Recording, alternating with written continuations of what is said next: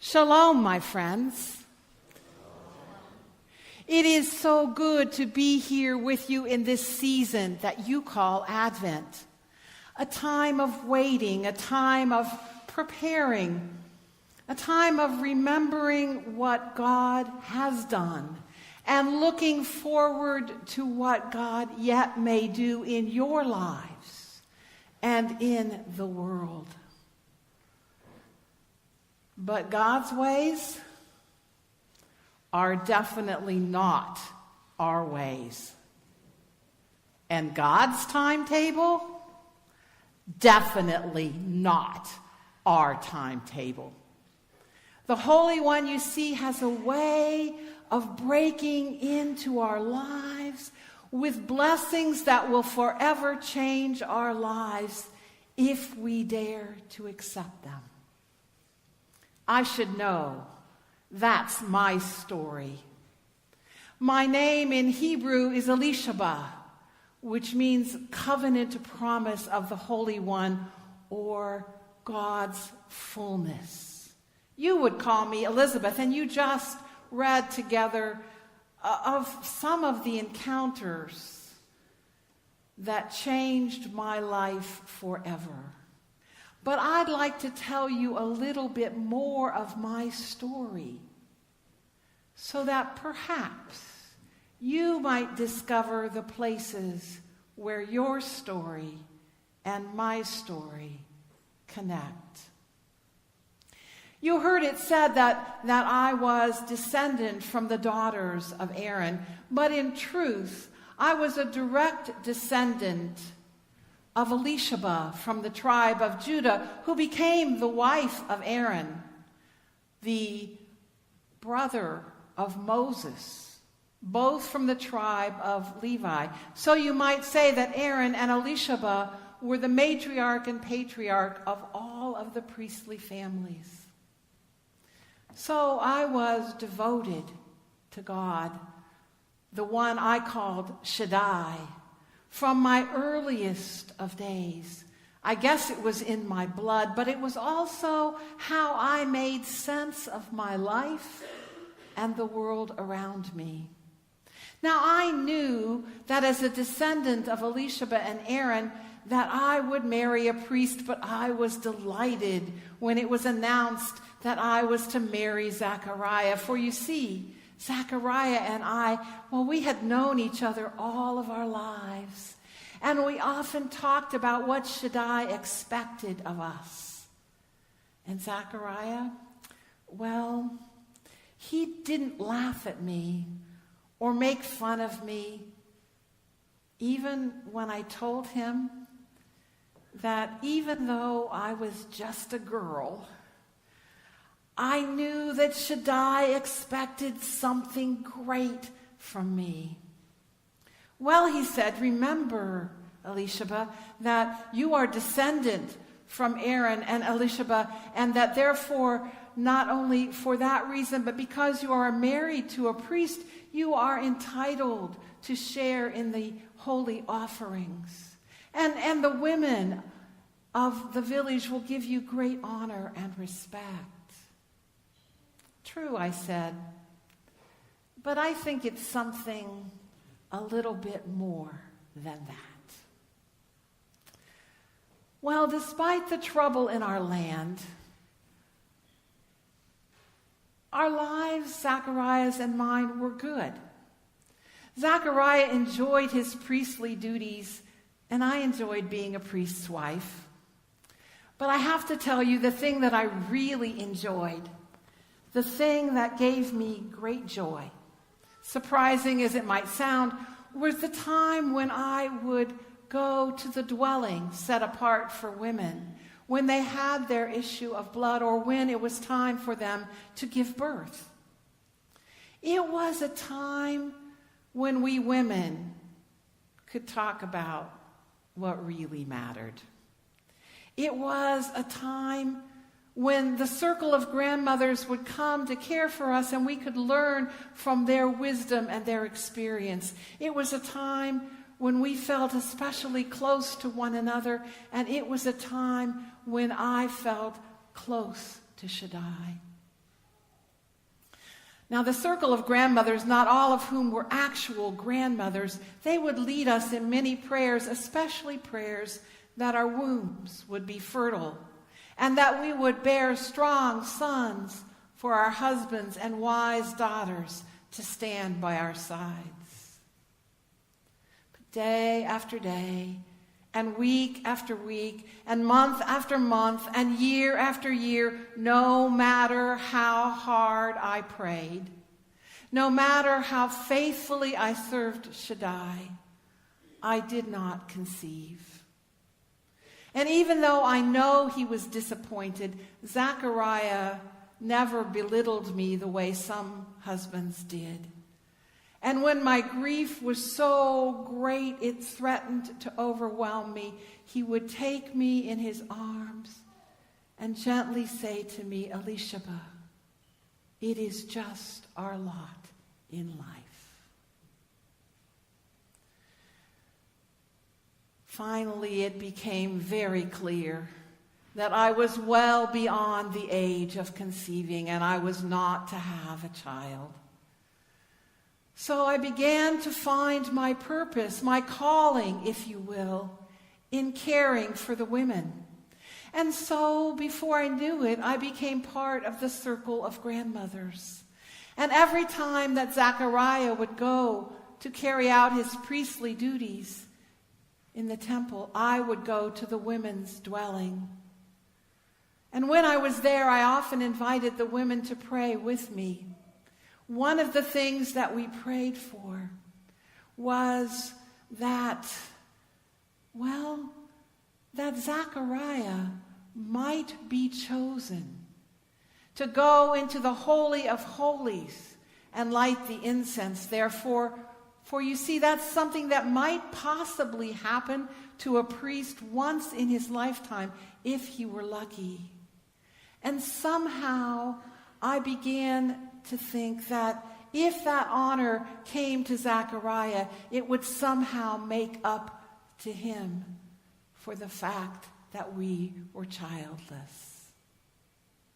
So as you can imagine, the night that I heard that Zechariah had been chosen to go into the Holy of Holies, I was filled with unimaginable joy. And I went to sleep that night with songs of praise on my lips. But I had some really confusing dreams that night. I dreamt that when Zechariah came back, he could not speak, and he was gesturing wildly, trying to help me understand something that I couldn't get. And then in the way of dreams, I saw myself nursing a baby. Our baby. So as you might imagine, when Zechariah came home and he couldn't speak, and he started gesturing wildly, trying to help me understand something, I was overcome with a shiver of holy fear. When I finally got it, that he had been visited by Gabriel, the sentinel of Shaddai, and that I was to conceive and bear a child, my response to him? What? Are you crazy? That's impossible. I'm old, way too old to have a child. And why? Why now? Why not when I was younger and had the strength and the energy to care for a child?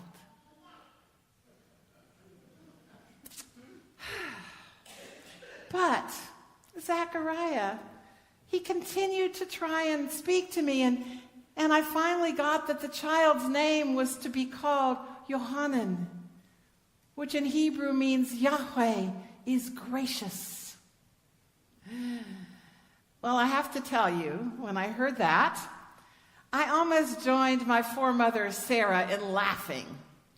What in the world could possibly be graceful about an old woman giving birth? But in time, I began to suspect that the impossible had happened. And so I went to the dwelling set apart for women to confirm my suspicions with a circle of grandmothers. And then I stayed there. I stayed there in that safe haven, and I prayed. And the women joined me, and we offered prayers of gratitude and prayers for strength and understanding. And little by little, I came to trust and to understand that the Holy One is indeed gracious beyond my wildest imaginings. And when grace invades your life, what you thought was impossible becomes possible.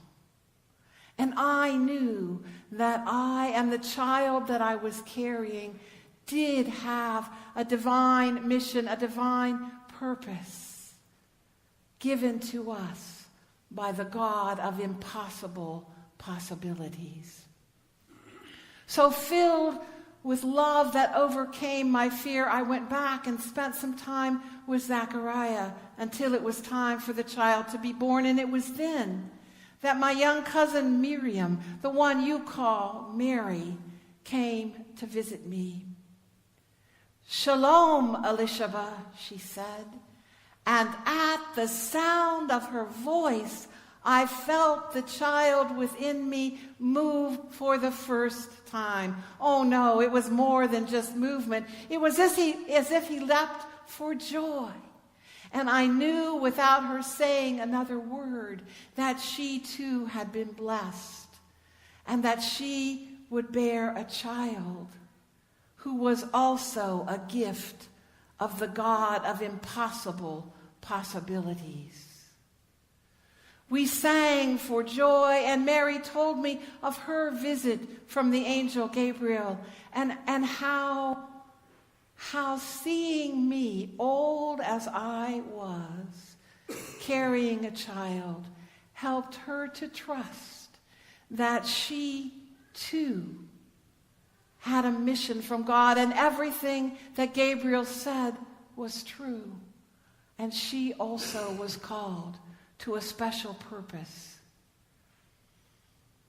Well, Mary stayed with me, and we talked and shared through those remaining months, and then she went with me to the women's dwelling and helped me as I gave birth to my son.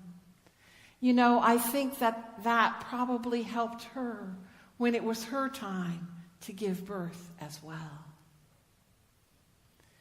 As I birthed my son, and as I nurtured his growth, I pondered what all of this meant. And I finally came to understand that the great thing that I was called to do for Shaddai is the same thing that all of us are called to do. Whether we are women or men, whether we are young or old, each and every one of us is called to give birth. We are called to give birth to loving action, to compassion, to justice, to forgiveness, to kindness, to compassion, to mercy, and to grace. Each in our own way, each using the gifts and talents we have been given. We are called to be so open to God that when others encounter us, they are encountered by the grace and love of God shining in our eyes, beating in our hearts, echoing in our words, and moving through our touch. But make no mistake about it. This birthing is not easy, especially not in times of fear and violence, times of grief and pain and despair, times of anger and mistrust and misunderstanding. But know this, you are not called to give birth alone. You are called to keep your hearts open and learn to trust that the God of impossible possibilities is always with you, like a midwife, holding you through the pains of labor, encouraging you to give birth to loving action, to compassion, to justice, to forgiveness, to kindness, to mercy, to grace. Again and again and again in each new moment. And when you do, my friends, every time you do, that is true joy for the world. Shalom.